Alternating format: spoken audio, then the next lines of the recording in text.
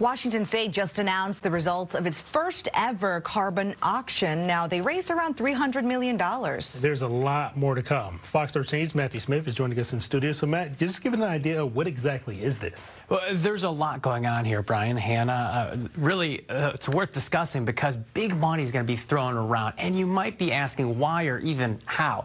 It all starts with moves that were made in Olympia roughly 2 years ago, creating the Climate Commitment Act, or what some have called a cap and invest program.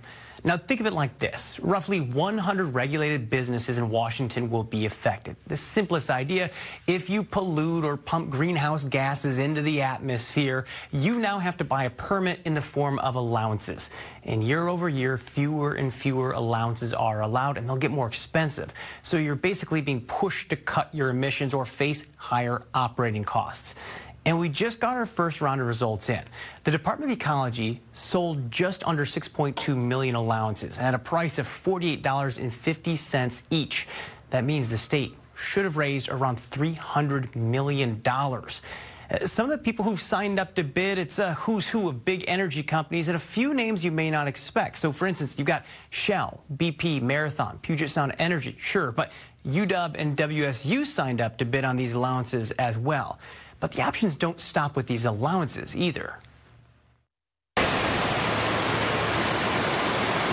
So there's another form of option here for you as well. For instance, wetlands and forests, they're carbon sinks, or areas that can suck carbon out of the air. So these companies can also invest in these to offset some of their pollution, essentially incentivizing some people to keep key sites and major environmental areas from seeing impacts. But the key is stopping the pollution at the end of the day, stopping the emissions in the first place to reverse global warming.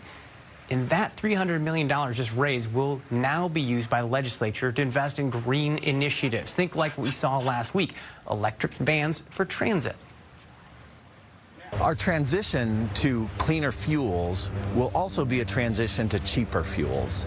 This van behind us is running on Washington roads for the equivalent of $1.50 a gallon.